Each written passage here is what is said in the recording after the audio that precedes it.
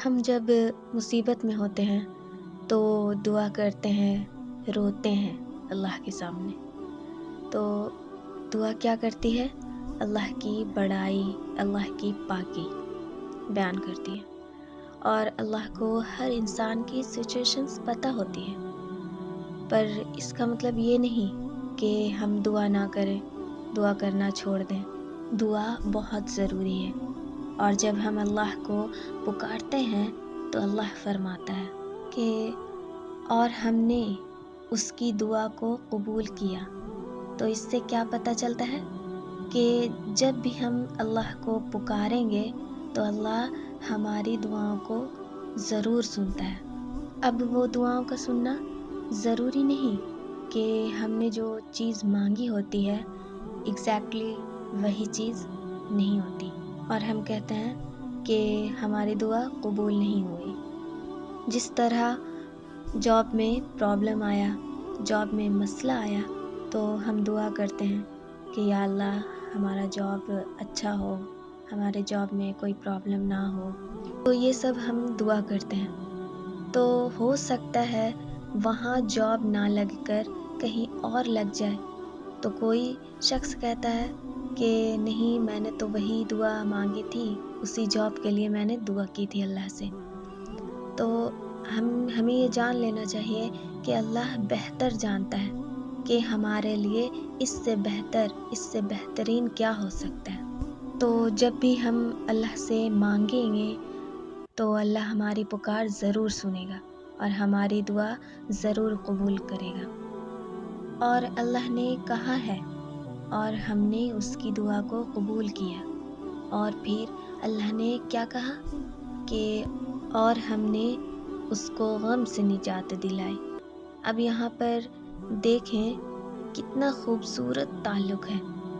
مانگنے والے بھی اپنی اصل سچویشن نہیں بتائی کہ مچھلی کے پیٹ سے نجات دے دے، کھانے کا بندوبست کر دے، روشنی کا بندوبست کر دے.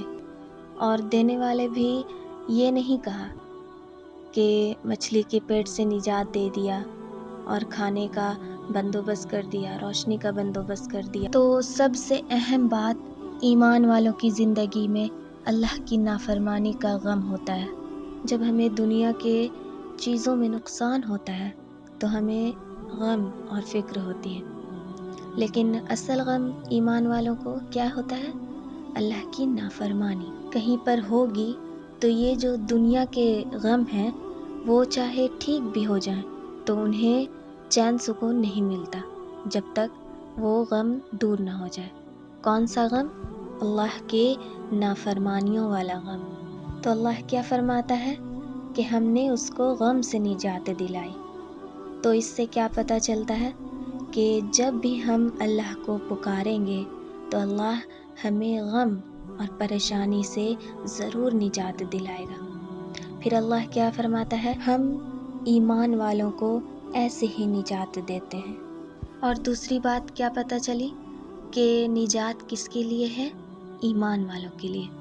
اللہ یہ نہیں فرما رہا ہے نجات فاسقوں کے لیے ہے یا نجات کافروں کے لیے ہے. اللہ کیا فرماتا ہے کہ اللہ تعالیٰ ایمان والوں کو ایسے ہی نجات دیتا ہے. اس سے یہ پتہ چلتا ہے کہ ہمیں اس نجات کو پانے کے لیے اپنے ایمان پر محنت کرنی ہوگی. وہ کب ہوگا؟